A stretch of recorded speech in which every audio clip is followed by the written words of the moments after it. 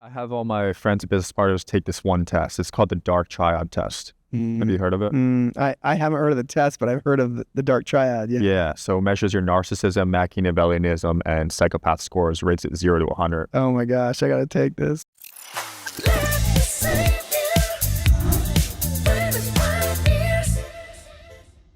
Welcome to the Let Me Save You 25 Years podcast. I am your host, Shawn D. Nelson, and I just want to open by saying thank you. Thank you so much for all the support on social media, the feedback, liking and sharing this podcast. It is what has made this podcast get out there to millions of people. I'm so grateful for your support, and continue to share it out there with a friend if you like what you're hearing. In fact, where I love hearing from you the most is on Instagram. I spend time there, sliding into my DMs. And look, I'm a public company CEO that tries to make himself pretty accessible. DM with my listeners, with customers, employees, as much as I can. So feel free to connect with me there. This week, we will break down yet another, I think, pretty unique Shawnism. See who shows up. And I get to do this with one of the internet's most famous people, host of one of the most trafficked podcasts on all of the internet, Shawn Mike Kelly, Digital Social Hour. And this stems back to my earliest days at Lovesac, right? Like when this was a side hustle in college, and people kind of asked, like, oh, what's that like beanbag thing you're doing? And I was like, look, you want to help out, come by Friday and I'll put you to work, right? I was stuffing these things by hand and had all kinds of different needs for help, just help. Sometimes we do like a home show, boat show, car show, 10 by 10 booth. Someone would hear, I'm like, you want to help out? Show up. And it was interesting to see who actually showed up and just volunteered their time, helped out, got me going at a time when I couldn't even afford the help.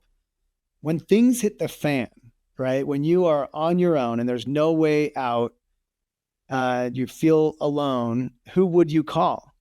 Who would actually show up for you? A friend, a family member? Sometimes it's surprising. And that's what this episode is all about. See who shows up. I think it's a fundamental principle of entrepreneurship, of business life, of honestly just surviving life. Right? Seeing who actually shows up to support. We have many different pockets of these saviors in our lives.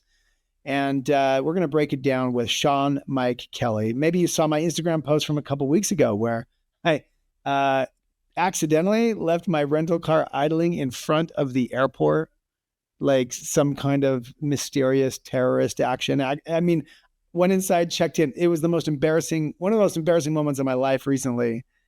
Mid-flight realizing, holy crap, I'm pretty sure I didn't return the rental car. And in fact, it might be idling in front of the airport right now. Called a friend at 6 a.m. Can you run over there? This is after I had landed at my destination for my connection. Can you run over there and find out what's going on with this car that I left? Everything turned out fine. But who are those friends when you can call when you're up against it, right? Today, you will find Shawn Mike Kelly really shedding some new light on this topic. Shawn's journey, like many of us, has been defined by not just the people who showed up, but by the challenges that he faced when he needed it most. You'll really get to know a man whose path to success, wild success on the internet with his podcast, has not been an easy one. Whether we're talking about his own battle with his personal demons that manifested through immense stress, dealing with a lawsuit that was worth tens of millions of dollars to him, which way it would swing, or getting scammed out of 6 figures of his own hard-earned money. Shawn Mike Kelly knows that it's not just about dwelling on your misfortunes. It's really about muscling through and doing it with the people who show up for you. This is a great conversation with someone who keeps it real, does not sugarcoat it, shares some really personal stuff that might surprise you. Check it out. Our guests. Well, they say never to trust a man with 2 first names. This is a man with 3. Digital Social Hour phenom, podcaster extraordinaire, blowing up, #1 in like everything, Mr. Sean Mike Kelly. Sean, thanks for having me. I'm honored, man. You were a big inspiration for me early on in my entrepreneurial journey. I had no idea. That's so cool. Really, really honored, really flattered. Can't believe what you built, man. This is like, 25 years for me, like year and a half or something in, and you're just crushing the game. And that's how I feel about kids that are teenagers, because just the age of information is so easy to access now. Isn't it amazing? Yeah. Oh, man. I did it the hard way. Like, it's funny, actually. So the book I wrote, Let Me Save You 25 Years, I kind of wrote for myself at 20, right? Like, I wish I'd had. And now, entrepreneurs, hustlers, you got podcasts, books. I was bootstrapping, I think, before that word was a thing. We were like late 90s. I caught the tail end of Word. Making big beanbag. You know what I mean? Yeah. Word was cool, but Google Docs was a game changer when that came out. Isn't it wild? Yeah.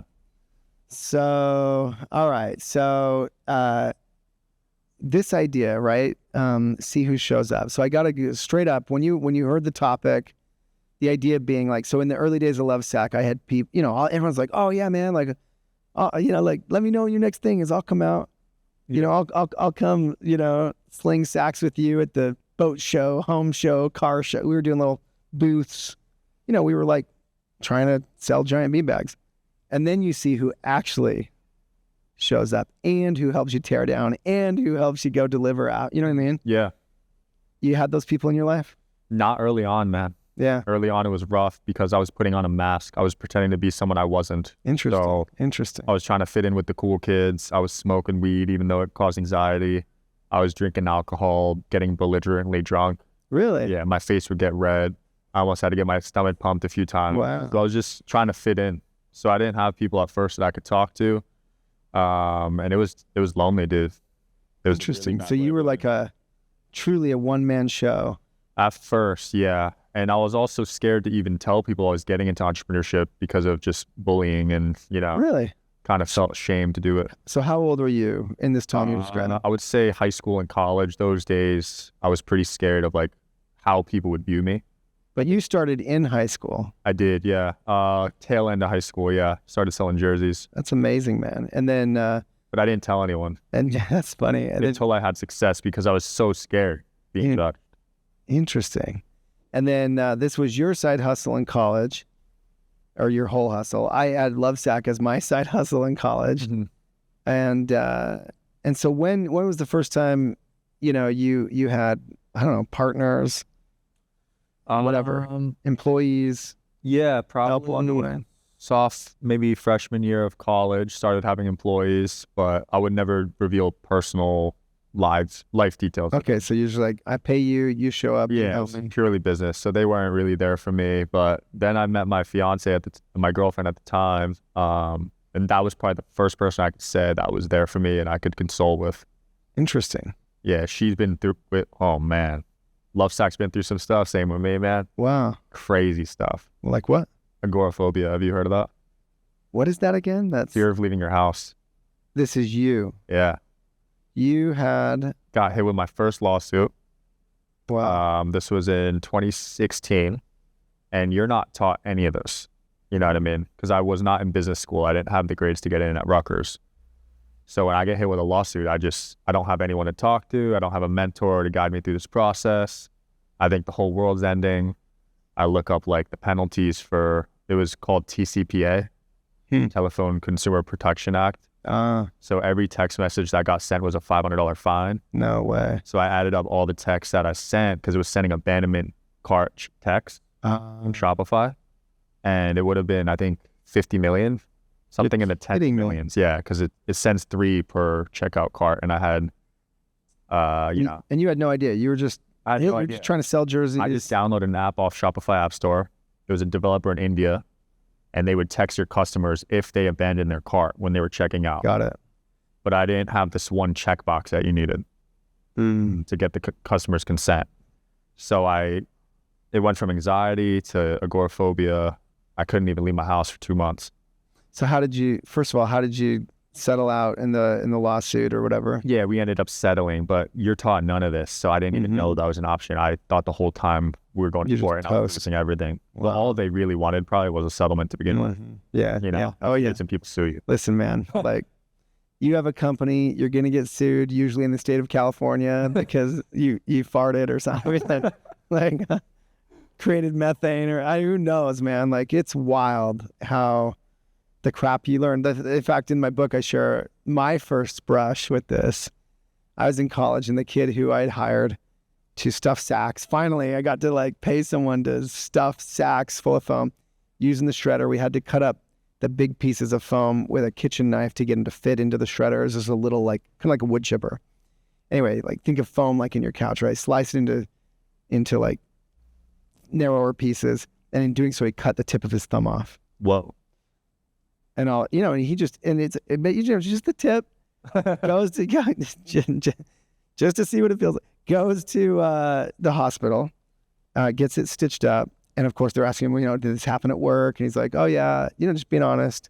Next thing I know, OSHA, right? Occupational Safety Health Administration's breathing down my neck. Wow. It's terrifying. When you're like 19, 20s, whatever years old, that's terrifying. Sure. And of course, worked out, got through it. Of course, I learned all the things, learned about OSHA, learned about, workers' comp. And look, that's the only way to learn sometimes. You just have to like keep doing the next thing. But in your case, it sounds like it made you sick dealing with this much stress. Oh, physically, man. Yeah. So if I left my house and even walked to the sidewalk, I would just collapse, panic attack. Man, that's terrifying. So how long did that go on? 2 months, then we settled. But then even after that, I just mentally had to recover, tried therapy, tried, multiple things. But having that girl, having that rock there for you helped a ton. Okay. So she shows up in your life, stays. Yeah. Through your agoraphobia, through all the lawsuits. So she's not there for the money. No, she could have left. I was broke when I first met her. Yeah, she could have left. And I was sitting in bed for 2 months. Like, why would you want to date me? So like, she actually cared. That's amazing. And she's with you today. Yeah. 7 years in now. What's her name? Ariel. Very integral part of my success. That's amazing. So Ariel showed up. That's amazing. And so since then, okay, so you've got Ariel in your corner, still around. My wife, Tiffany, same way, man. I'm thankful to have met her pretty early on.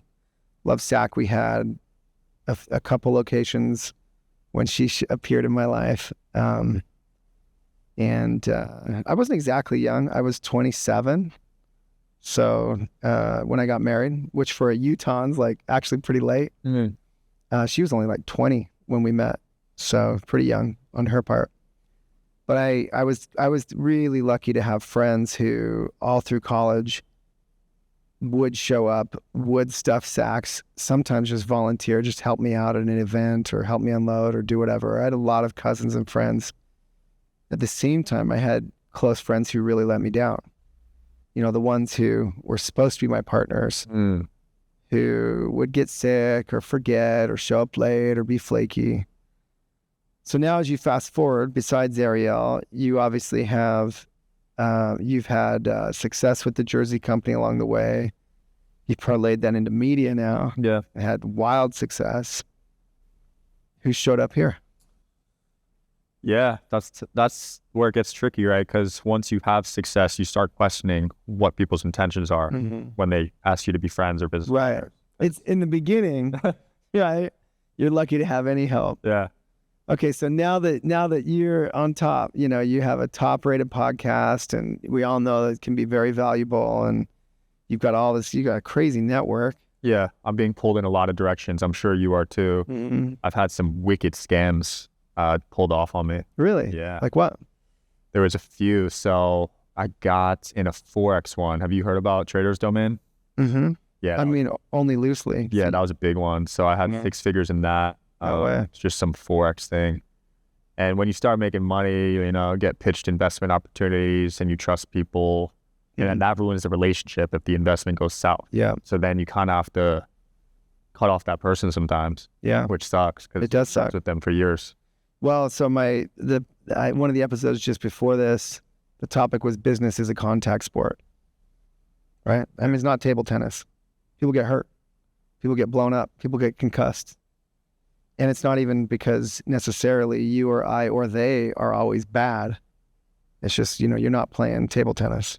Right. So that was just a big lesson that, okay, if I introduce these people together and it doesn't work out, that could affect our friendship. Yeah. Well, now even if you're not the one in the transaction, right, just making that introduction. So has that made you gun shy? Have you stopped?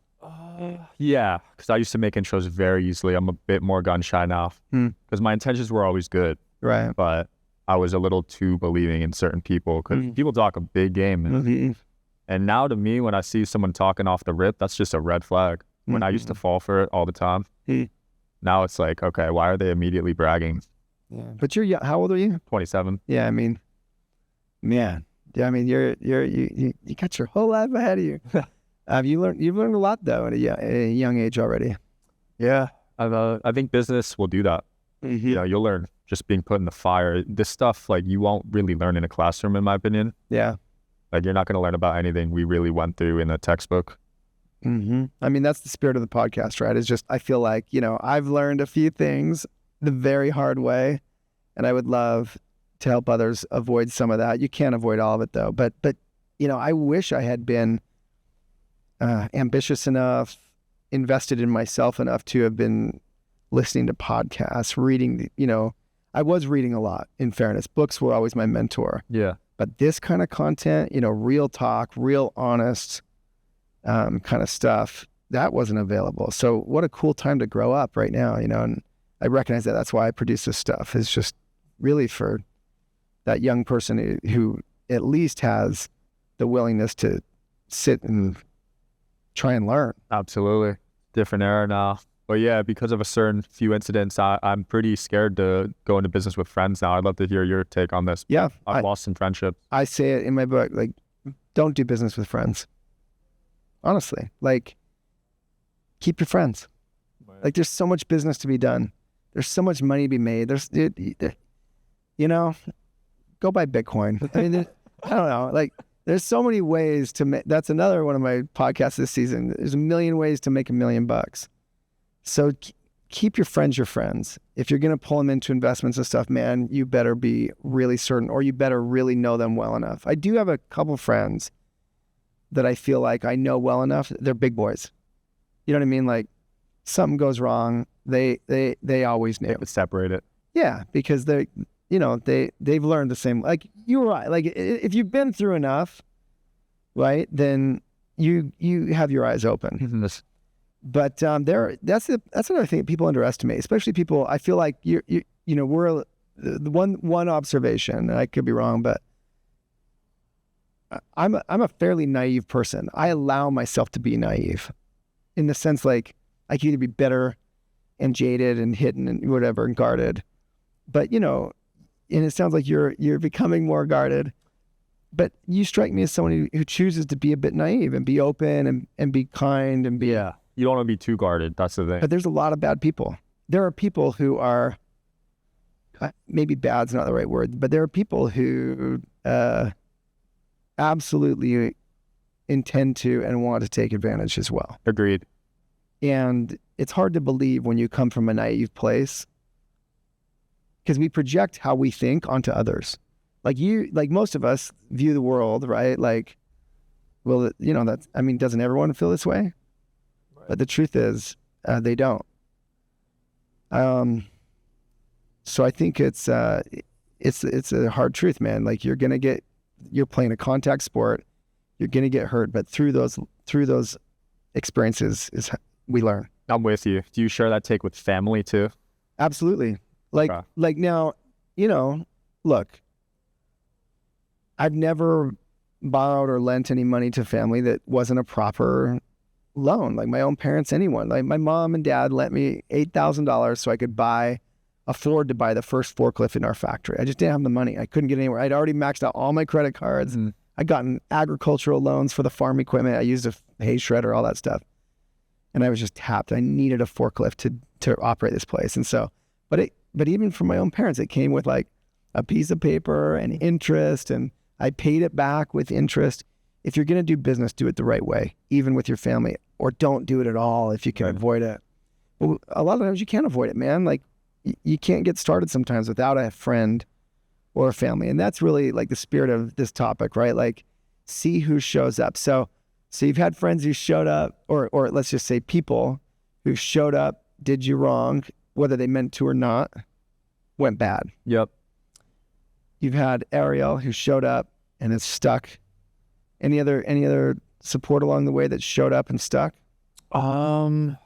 Business partners, people on your team now. So now it's my mom, which is crazy because we used to fight all the time when I first started entrepreneurship. Really? And now she's one of my biggest supporters. Why did you fight? So I know now it was because she wanted the best for me, and in her head that was academics. She wanted you to be an engineer? Right, typical Asian. What did she want you to be? I don't know. It wasn't like a specific thing. She just wanted me to get good grades. Okay. Like just Asian mentality. Yeah, yeah. And I realized later in life that's because that's how she got out of poverty. I see. You know, so that's what she knew. That's all she knew, right? But now it's a new age. But that was our biggest fight. And at the time, I just thought it was stupid. Like, why would she think that way? But I never understood why. And now that I'm older and can reflect on, wow, she just wanted the best for me. Yeah. Like, she just cared about me. So we've made peace now. And yeah, we talk every day now. When I was in college, I didn't even want to talk to her. I would call her once every 3 months. Wow. But now we're super close. She watches every episode. She gives me advice on, you know, how gives you feedback. Yeah. That's great, man. That's a blessing. Yeah, I mean, in the end, that's a crazy thing. So fast forward, right, to the end. Who will be there? And I'll tell you what, man, I have lots of friends. I can, like, picture some of your friends in your life, right? Yeah. But in the end, who will actually be there? You can count them on one hand. Definitely. And that's where, sadly, sometimes we neglect our most important relationships, or we let something like business or money or loans or investments gone bad get in the way. And it's just not worth. Like I wear this ring. Sometimes I share it in different circles, right? It's my wedding ring now, but it has these. It came along later. It's like an upgrade, right? It's got 6 diamonds. My 4 kids, me and my wife. You know, it's just 6 of us. And on the inside, it reads, "Everything else is dust." Even Lovesac. And I hate to say that. I shared this today in front of 700 people. And it's not to say I don't care about what we're building. Look, we'll build it into the billions. I really think we will. And it matters, and it's providing all these livelihoods. But in the end, if I mess up my relationships with Tiffany, with my 4 kids, for what, man? For what? Yeah, family's so important. And look, it's not the same for everyone. Like, you know, you may have kids, you may not. You may be a dog person, you may have a fiance, whatever it is, a mom. But you really only have, you know, you can almost count on one hand, maybe 2 max. You know, that many relationships that matter the most. Don't F them up. Agreed. I got a flat tire at midnight the other day, and I had to call 5 people. I thought I had friends. Here's the cool thing, man. Here's the cool thing. I barely know you, but there are people in this world, and you will meet a few of them. Here's the funny thing. We've never hung out. But had you texted me, even if I couldn't have been there, I would have solved your problem. Wow. I'm not joking. You test me on that sometime. That's incredible. And I'm not trying to brag. I'm saying, like, that's just who I am. And I have a few friends. I've had to call them once or twice that I know, and I've called them, and it's like, and it's almost like they knew that I was going to ask them for something ridiculous.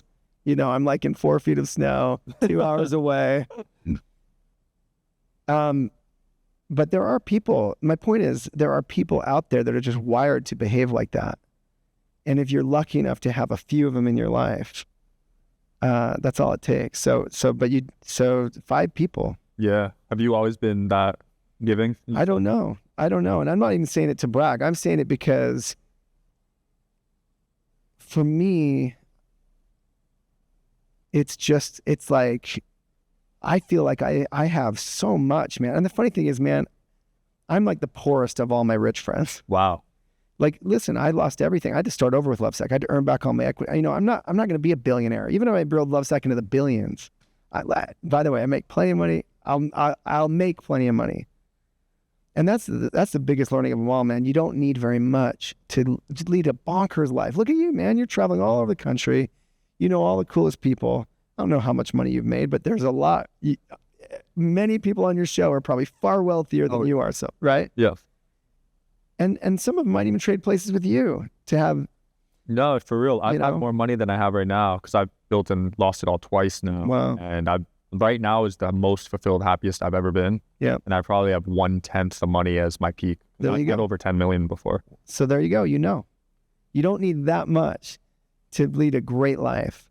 And of course, we'd all love more of it. But man, if you're lucky enough to have a few people like that. And so I guess, I don't know. I just feel like I've been so blessed in so many ways. If I get the chance to interrupt my busy, important life to like do something real for someone, even if it's dumb, like it's flat tire. I have a neighbor who, and again, no one even knows this. And I guess I hesitate to share it, but I'll share it. I have a neighbor who's had 2 breakdowns out in the middle of the day. This is hours away. Mm-hmm. And I've been in, who knows, I was probably in Asia or something on some business trip. I have not been able to go get him. But I have a flatbed trailer because I'm into off-roading. I have an F-350 because I race the Baja. It mostly sits there until I need it for one of those events. And I've got a dude who helps me maintain some of my cars and stuff like that on the side. And I've deployed him on my dime to take my truck and go rescue this guy, right? Wow. And I'm not saying that to brag. I'm saying it because, like, for me, it's a gift. It's a blessing. Like, I get the chance to, like, do something real for someone, because I'm busy. I'm out there doing my own hustle. Yeah. And so I'm just telling you, man, there's people, and I have friends wired like this. There's people, and they're not all my friends, but there's a few. I can count them on one hand where I know, man, if they call me and they were in Chile and they're like, man, I'm in a bad spot, I'd be there for them. They'd be there for me. And that's a great feeling because there's people with 0 people like that in their life. Yeah, I've never even thought about that. I've been blessed to know a few. I guess I've collected them along the way. I saw it with my dad, man. So that's one lesson I took from him because he didn't really have friends. He was severely autistic, 150 IQ, and just because he was too smart for his own good. Really? Couldn't find people to relate with. When your IQ's that high, you're 1 out of 10,000. Uh-huh. So you won't find anyone in your town that is similar to you. Right. So I saw him just not have no one to talk to, and it just ate at him, man. Yeah, it's interesting. They say that it's like the number one factor to determine the quality of life, to determine the length of your life will be the quality of your relationships ultimately. Yeah, they studied all 5 blue zones, and community was a big part in all of them. So in Western civilization, the midlife crisis has become so normalized, that term. But I don't ever want to get to that point. Like, why should that be normal for people to experience? Yeah, that's a stark observation. So I didn't think about that when preparing for this topic. Like, I didn't think about it in terms of like being the kind of person that will show up for others. But that's a powerful thought. Are you that kind of person? Do you want to be that kind of person? Not to your extent, just being honest, but sure, I think if you are truly my friend, I will be there. Like, if my closest friends hit me up to move out of their house, I'll be there. If they need so loans are tricky. Yeah, loans are tricky. Lost money, but if they need me, not financially, I'll most likely do it. Yeah. But I try not to give loans out to close friends because it's ruined a couple of my relationships. Isn't that wild? You know what's crazy too? My wife reminds me of this all the time. And it's sad because, man, I have learned this lesson 100 times, but you have to choose to accept it. The old epithet, man, no good deed goes unpunished. Isn't it wild when you do something just kind of like trying to be good and it actually makes your life more complicated? Comes back to bite. Have you ever had that happen? Yeah, I'm a big believer in karma. Wild, right? I know karma exists. But it's like reverse karma. It's like, didn't I just, like, man, I shouldn't have invited this guy. I was just trying to be nice. I shouldn't have. Yeah. I shouldn't have. Look, I was just trying to lend you money to help you. And now I'm like in a lawsuit. Like, what the crap? Now you're suing me. Yep. I've had employees steal from my company this long ago. And of course we fired them. And then they come back and sue me. Wow. That sounds like Cali. Yeah. Was that in Cali? No, but I've been sued in California too many times to count. What about you? Any experiences like that in your life? Reverse karma.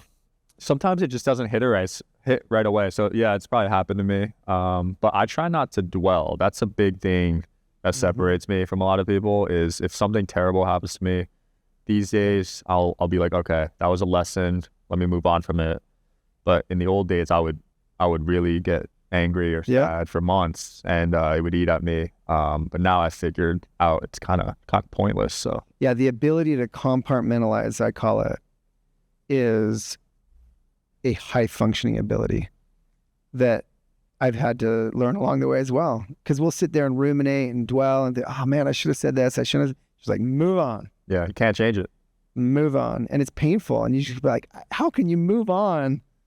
Whether it be from hundreds of thousands or millions of dollars, how can you move on from some, terrible insult, from some terrible wrong that someone's done? But if you can't, I can tell you one thing, you will not be successful. Agreed. Because I've had a couple interviews where I felt underprepared and I was, stuck in your head. Yeah, a little dwelling on it a little bit. But then I realized that that's not going to ever happen again. Like, I just need to learn from this. Yeah. And just move on. Yep. That's the crazy part. That's another related lesson is I talk a little bit about in the book is nobody cares. Like, it's wild. It's the wild thing, right? Like, you're doing your thing. You're meeting all these important people. It's like important person after important person after important person on your podcast. High stakes sometimes, but in the end, I thought for all the millions of people listening to your content, you got billions more that are not. Right. And nobody cares. Like Lovesac. Lovesac's grown to become this big company. We employ thousands of people. And honestly, most people still don't even know what Lovesac is. Crazy. And by the way, when I'm walking down the street, I'm just another schmo. That's the thing with entrepreneurs, right? You can have all this revenue and you could go to Costco. Will people even come up to you? Yeah. No. And there was a day, by the way, where I did have that. So in the 15 minutes of fame I enjoyed after winning $1 million on Fox Network with Richard Branson, that happened, 2005. I was kind of a little mini celebrity, especially in the state of Utah, in my hometown. And I was getting recognized. It was super weird. And you want to know, people ask me, like, what'd you learn from that? The one thing I learned, Shawn, is that once people think you're famous or rich, they have no empathy for you. Dude. Or maybe the better way to put it, they have no sympathy for you. Your dad could die, but he's rich. Your relationship could end. Your business could crater. It's like the Britney Spears effect. It's almost like no one cares about you after you're mega successful. And so you got to be careful. Like fame is not fun. I've seen it ruin probably more people than not. Yeah.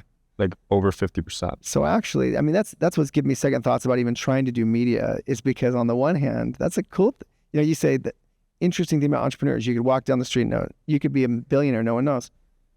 There's a lot of value in anonymity.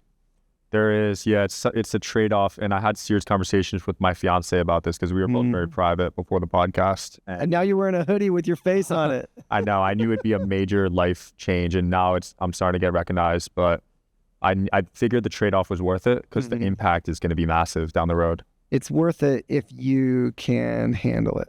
If you can handle it, yeah. You can't let it get to you. She keeps me super grounded. I try my best to handle ego. Yeah. Sometimes I feel it creeping up. It's just, I feel like it's natural when you have success and people are yes, man. Awesome. But I try my best to keep it at bay. Yeah. I mean, that self-awareness, I talk about it endlessly. It's the root of all success. And I commend you for it, man. That's so cool. It's cool to hear you speak. I mean, 27 years old, you're wise beyond your years. Just to access to information, man. I listen to 3 podcasts a day. I've read so many books, audiobooks. I mean, you couldn't do this when you were my age. No, I just see it as right time, right place. And now with these kids, oh my God, there's millionaires in high school now. Yeah. It's crazy. I bet you very few of them, though, manage their ego like you're trying to. Very few. And that's probably a competitive edge for me because ego I've seen it ruin a lot of relationships, business deals, It will ruin everything. everything. It will destroy your life. It will destroy your life. And it's tricky. It's so tricky because, entrepreneurs have to be bold and brash. So then you think ego, right? You got to have an ego to like be bold and brash and risk taking and like get out there and get out of your home, get over your agoraphobia. On the other hand, ego will destroy you. It will. I have all my friends and business partners take this one test. It's called the dark triad test. Have you heard of it? I haven't heard of the test, but I've heard of the dark triad. Yeah. Yeah. So it measures your narcissism, Machiavellianism, and psychopath scores, rates it 0 to 100. Oh my gosh, I got to take this. So I got a 61 in narcissism, which I thought was high. But then I realized a lot of entrepreneurs are actually quite high in narcissism. It might be a little prerequisite. Absolutely, man. That's the tricky part. How can you simultaneously say, I got to have an ego, I got to be bold and brash and risk-taking, but don't have an ego? Yeah. And all I can say, man, is it comes back to the fact that you can just say that out loud on this podcast. I scored a 61 out of 100 on narcissism. That's your self-awareness and your willingness to be honest with yourself on display. And as long as you can keep doing that, you'll be fine. Yeah, because I think people try to take it too extreme where they say you either have no ego or a huge ego, but you can kind of flicker it on, I think, on and off. Yeah, I mean, well, you have to manage it and you have to try to like see yourself through others' eyes and what kind of a tool bag am I being and what or not being, and then check yourself. Like the Ariel keeps you grounded. Being willing, being the guy where I'm a public company CEO, but if Sean Mike Kelly, who I barely know, called me, he's like, dude, I'm sorry, man. I know I barely know you, but like I was on my way through, you're in Vegas, I'm in St. George. I'm out in the desert, man. Like, can you help me? 4 a.m, dude, I will get dressed and I will not just help you, I will take it to the finish line. Wow. But see, for me, I think that's what it might be, is that maybe that keeps me grounded. And it should not even, look, that doesn't happen every day, but it's the willingness. We have this phrase at Lovesac, be willing to sweep floors. It's not about sweeping floors. Like, it's not very efficient for my 6-figure income, C-level people to be sweeping floors. You know what I mean? Like, We have people for that. But are you willing? Like, if a push comes to shove, are you ever too good to do anything? And I just never want to be the guy that's too good to do anything, honestly. I love that. You know what I mean? Like, now, it's not always appropriate or useful for me to do anything. But if you can really honestly maintain that willingness, or at least for me, maybe that keeps me grounded. So we'll see who shows up, man. You've had some people show up. You've had some people do you dirty. It'll happen to everyone, yeah. Yeah, that's good. I've had the blessing of both. And they've both been blessings. They've all been blessings. I've either learned or I've gained lifelong friends. I have a handful of friends who I know will show up for me and have shown up. And I couldn't have started Lovesac without these people who would just show up. I had friends who just helped. So you and I had very different coming ups. Very different, yeah. So you had people early on. Yeah, that would just, but not everyone. And those who said they would, and then those who actually would. In fact, oftentimes it was ones who wouldn't even tell me. They would just show up versus the ones who told me they were going to, and then they didn't. And you'll be surprised. And you gotta love them all. But my philosophy on this topic is, see who shows up. And that's where you'll find your real partners, your real friends, your real ride or dies. And you can't force it. You gotta observe it. I love it. And anyway, I've been very blessed to have a few of those, and I continue to get one here and one there, and we continue to build this Lovesac family. But congratulations on all your success. Where do people find you, Mike? Yeah, you too, man. Digital Social Hour Podcast, and then Sean Mike Kelly on Instagram. Sean Mike Kelly. I love it. Can I call you Kelly? Can I call you Mike? Can I call you Sean? Cool with either. Sean Mike Kelly on Instagram. Check it out, man. This dude's blowing up. So flattered to have you, and looking forward to partying with you tomorrow. Let's do it. All right.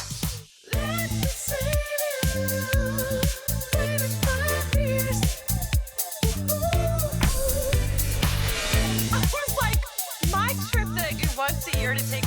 away should not be the budget for your bike across America. TikTok has become an aggregator for some of the dumbest human actions. When I won that million, I was $2 million in debt, barely hanging on.